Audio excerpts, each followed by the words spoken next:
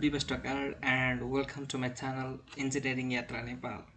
आज म तपाईहरुलाई कम्प्लिट AutoCAD ट्युटोरियल 2023 को बारेमा भन्न चाहदैछु। यो एउटा लेटेस्ट भर्जनको AutoCAD हो 2023 को। सो भिडियो नछुटाई अन्तिमसम्म हेर्दिनु होला। म सकेसम्म त तपाईहरुलाई यो 2023 AutoCAD को बारेमा त सजिलो तरिकाले सिकाउने धेरै नै कोसिस गर्ने छु। जब तपाई AutoCAD खोल्नुहुन्छ तपाईले यस्तो इन्टरफेस देख्नुहुन्छ।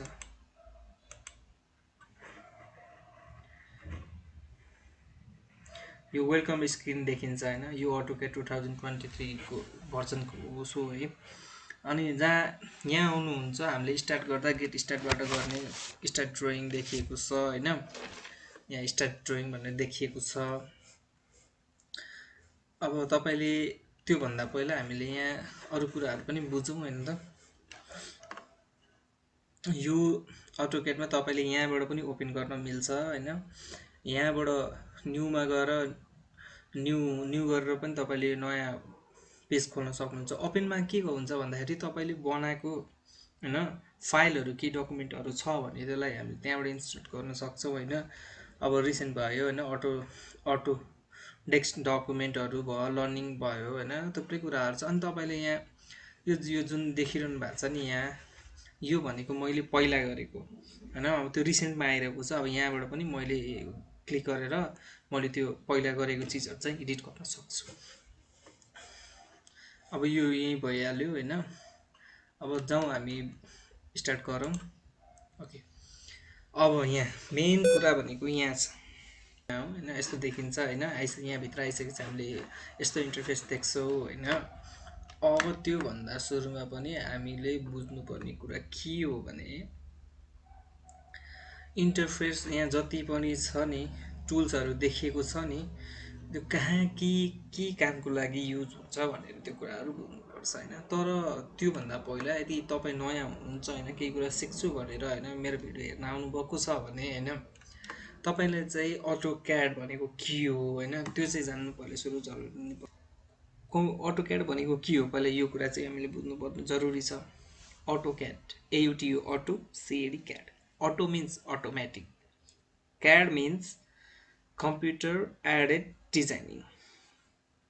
अर्को छ तपाईको CADD हैन, that means computer aided drafting and designing. अब लाग्यौं हामी अरुमा लाग्नु भन्दा पनि तपाईहरुले डिप्लोमामा आईटी बीटेकहरुमा पढ्दा हैन, एडी ईडी हरुमा गर्दा जुन तपाईले हैन जुन ड्राइङ गर्नु भएको थियो हैन, जुन ड्राइङ गर्दा पेपरमा हैन with the help of tools and drafting हैन, ड्राफ्ट्सहरु युज गरेर जुन तपाईले ड्राइङहरु गर्नु भएको थियो नि हैन, जुन पेपरमा पेन्सिलले हैन, त्यो ड्राइङ हामीले सफ्टवेयरमा गर्छौं हैन। त्यो ड्राइङ हामीले सफ्टवेयरमा गर्छौं, त्यो सफ्टवेयरलाई हामीले AutoCAD भन्छौं। यो कुरा चाहिँ बुझ्नु जरुरी छ। अब तपाईले ड्राइङ गर्ने त भन्नुभयो हैन, ड्राइङ कहाँ गर्ने? यहाँ त कतै ड्राइङ गर्ने ठाउँ देखेको छैन हैन, छ ग्रेडहरु देखिएको छ हैन। तर तपाईले जुन खाली ठाउँ देख्नु भएको छ नि, यो मैले मार्क गरे यो ठाउँ हो, यहाँ हो हामीले ड्राइङ गर्नुपर्ने। यहाँ हामी ड्राइङ गर्छौं। अब इन्टरफेसबाट हैन, इन्टरफेसमा कुन चीज कहाँ छ, त्यो चीजले के काम गर्छ भन्ने कुराहरु त त्यो त सबैले थाहा पाउनु पर्ने कुरा। त्यो थाहा नपाए भने के गर्ने हैन त। AutoCAD चलाएर पनि के गर्ने जब एउटा के टुल्सहरुको बारेमा के थाहा हुँदैन हैन, के अब कुन टुल्सले के युज हुन्छ त्यो थाहा नभएपछि त के गर्ने, केही गर्न सकिन्न नि त हैन। त्यसैले अब सुरु गरौँ भनेको अब तपाईले यहाँ क्लिक गर्नुस्। अब यहाँ हेर्नुस् है, new open save as import export हैन। अब न्यू भनेको अब तपाईले कुनै फाइल केहीको काम गर्दै हुनुहुन्छ हैन, म अर्को पेजमा गर्छु भन्नुभयो न्यूमा ओपन भनेको अब तपाईले गरिसकेको फाइलहरु फोल्डरमा सेभ छ त्यो निकाल्न मिल्यो। सेभ भनेको अब सेभ नै भइहाल्यो, सेभ एज भनेको त्यही भयो। इम्पोर्ट भन्ने चीज पनि त्यही हो। एक्सपोर्ट भनेको अब पीडीएफहरुमा एक्सपोर्ट गर्न मिल्यो, डीडब्ल्यू फर्ममा पनि गर्न मिल्यो हैन। इम्पोर्टहरुमा पीडीएफमा यदि तपाईको AutoCAD पीडीएफहरुमा छ भने त्यसलाई इम्पोर्ट गर्न पनि सकियो हैन। अब पब्लिक्सहरु भन्ने कुरा त यो पछिको कुराहरु हैन, प्रिन्टहरु भन्ने कुराहरु त हैन। अनि यो एक क्याड पछि हामी जुन यो पोर्सनमा आउँछौँ नि, यो पोर्सनलाई के भन्छ भन्दा क्विक एसेस। यसलाई किन क्विक एसेस भनेको हो भन्दाखेरि चाहिँ अब हेर्नुहोस् है, अब तपाईँले यो सेभ सरी न्यू, यो ओपन, यो सेभ एज होइन, अनि सबै थोक यो इम्पोर्ट एक्सपोर्टहरू जुन तपाईँले यो एक क्याडमा क्लिक गरेर तपाईँले यहाँ गएर गर्नु पर्थ्यो नि, त्यो तपाईँको यहाँ माथि नै हुन्छ कि एकचोटिमै यहाँबाट तपाईँले एकचोटिमै गर्न सक्नुहुन्छ होइन। That's it's called quick access है। अनि त्यसपछि तपाईँ हामी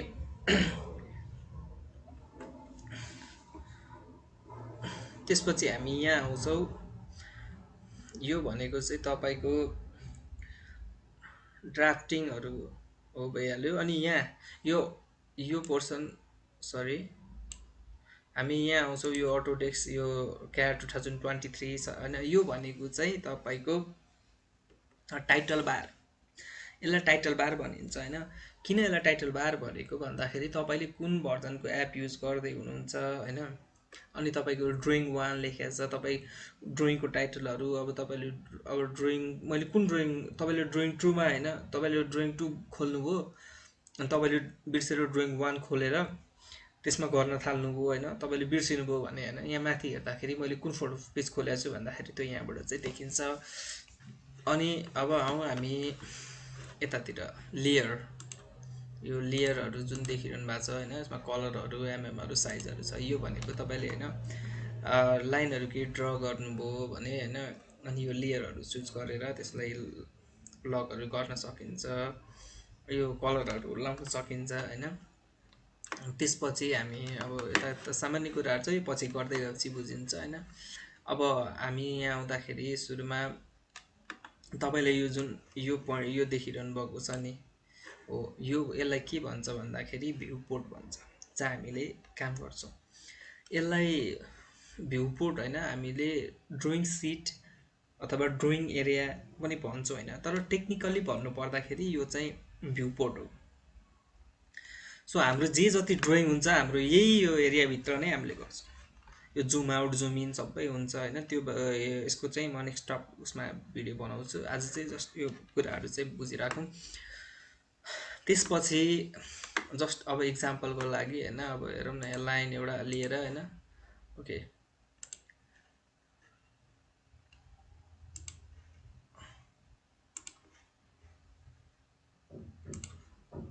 अब यो एउटा लाइन लियो होइन। अब यहाँ सिलेक्ट गर्ने, अब यो अघि मैले भनेको थिएँ नि, यो यहाँबाट गर्न मिल्छ कि तपाईँले लाइन लिएर एमएमहरू चुज गर्न, ओके। एन्ड देन तपाईँले त्यसपछि हामी यहाँ तल आउँ, यहाँ हेरौँ मोडेल। अब यो हाम्रो अहिले जुन गरेको छौँ त्यो मोडेल भयो होइन। अब लेआउट भयो, लेआउट 2, अब मोडेल। यो किन भन्दाखेरि तपाईँको यो भनेको सिट हो होइन, जुनमा पछि हामी काम गर्दाखेरि यो बारेमा पनि थाहा पाउँछौँ होइन। अनि यो माथि यो जुन तपाईँले यही भ्यू पोर्ट एरियामा यो जुन लाइन देखिरहनु भएको छ नि, यो लाइन के हो भन्दा यसलाई हामी ग्रिड भन्छौँ होइन। यसमा हामीले अब यसमै हो हामीले बसेर काम गर्नुपर्ने भने। त्यसपछि जाउँ यो कुनातिर माथि हेर्नुहोस् त, यहाँ नर्थ इस्ट वेस्ट साउथ सबै छ नि होइन। यो चाहिँ तपाईँलाई 3D को लागि काम लाग्छ कि अहिले हामी चाहिँ 2D मा छौँ होइन। अब हामीले 3D मा चाहिँ गर्नु पर्दाखेरि यो काम लाग्छ। यसलाई तपाईँले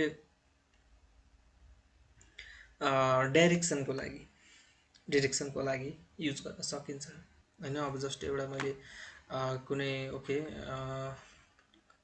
रेक्टेङ्गल लिएँ होइन, रेक्टेङ्गल यस्तो लिएँ होइन। अब यसलाई होइन, अब म यस्तो गरेर यसरी हेर्न सक्छु कि यस्तो घुमाएर होइन, यसरी घुमाएर हेर्न सकिन्छ। ल हेर्नुहोस्, यो चाहिँ अहिले यसमा चाहिँ खासै राम्रो देखिएन 2D मा। 3D मा गर्दाखेरि चाहिँ राम्रोसँग देखिन्छ। अहिले हामीले अब पहिला 2D मा सबै कम्प्लिट गरौँ अनि देन आफ्टर हामीले 3D मा जाउँला होइन। अनि त्यसपछि तपाईँले यो यहाँ देख्नुभयो होला एक्स र वाइ एक्सिस। यो के हो भन्दाखेरि तपाईँको यो वाइ एक्सिस यो एक्स एक्सिस होइन, y positive x positive y negative x negative, यसलाई युसिएस भन्छ। अब युसिएस भनेको के हो भन्दाखेरि होइन, युनिभर्सल कोअर्डिनेट सिस्टम। यसलाई युसिएस सर्टकटमा युसिएस भन्छ, युनिभर्सल कोअर्डिनेट सिस्टमले हामीले यसलाई बुझ्छौँ। जहाँ एक्स र वाइ एक्सिस सँगै इन्टरसेक्ट गर्छन् त्यसलाई भनिन्छ ओरिजिन पोइन्ट। यो हेर्नुहोस् त यहाँ, यो एक्स र वाइ जहाँनिर होइन इन्टरसेक्ट गर्छ नि, त्यो पोइन्टलाई हामीले ओरिजिन पोइन्ट भनेर बुझ्नुपर्छ।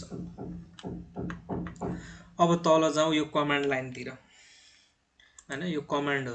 अब यो कमान्ड भनेको चाहिँ के हो भन्दाखेरि सर्टकट वे है, सर्टकट वे। अब हामीले जस्ट अब एउटा के कमान्ड टाइप गरेर, सर्टकट वे भन्दा पनि एउटा टाइप गरेर चाहिँ हामीले कि अब जस्ट मलाई सर्कल लिनु छ होइन, सी।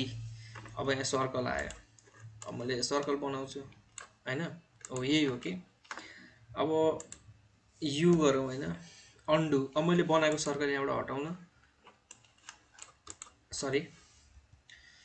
अब जस्ट तपाईँले आर थिच्नुभयो भने रेक्टेङ्गल आउँछ। अब हेर्नुहोस् है, यहाँबाट तपाईँले होइन अब यु युनिट अन्डु अनटाइटल होइन सबै थोक यहाँबाट पाउन सक्नुहुन्छ। अब एल थिच्नुभयो भने यहाँ लाइन आउँछ। अब लाइन भनेको यही भयो होइन। अब यो कुराहरू त अब गर्दै जाँदाखेरि सबै सिकिन्छ। अनि त्यसपछि हामी आऊ यहाँ यो मोडेल। अब यहाँ मोडेल देख्नुभयो, मोडेल अर पेपर स्पेस। अनि यो ग्रिड, अघि मैले तपाईँलाई भनेको थिएँ नि, यो जुन धर्को धर्को देखिएको छ नि, यो भनेको ग्रिड हो कि। अब तपाईँले होइन यहाँनिर थिच्नुभयो भने ग्रिड गएन, यहाँ ल्याउनु भयो भने ग्रिड आउँछ। तर ग्रिडमा गरेको ड्रइङ चाहिँ मलाई चाहिँ राम्रो लाग्छ त्यो प्लेन भन्दा चाहिँ होइन।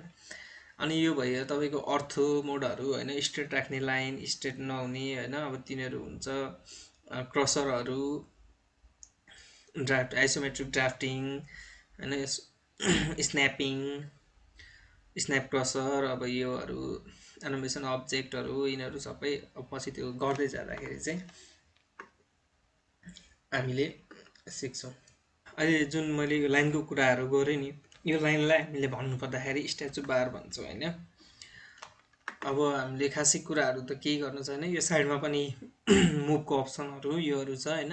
अब हामीले सामान्य कुराहरू त यहाँबाट आज सिक्यौँ होइन। अब यहाँ टेक्स्ट छ होइन, टेक्स्ट गर्न मिल्यो। रोटेटहरू अब मैले एउटा केही ओके रेक्टेङ्गल बनाउँछु। अब यहाँबाट तपाईँले लाइन, पोलाइनहरू होइन, सर्कलहरू यहाँबाट चुज गर्न सक्नुभयो होइन। अब रेक्टेङ्गल यहाँ लिएँ।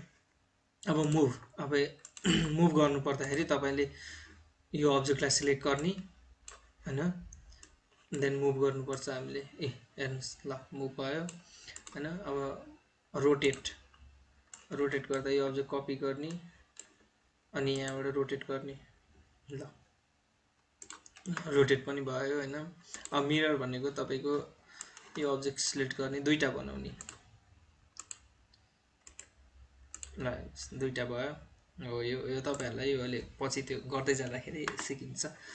अनि त्यसपछि स्केलहरू होइन। अब स्केल भन्नाले अब तपाईँको यस, अब यो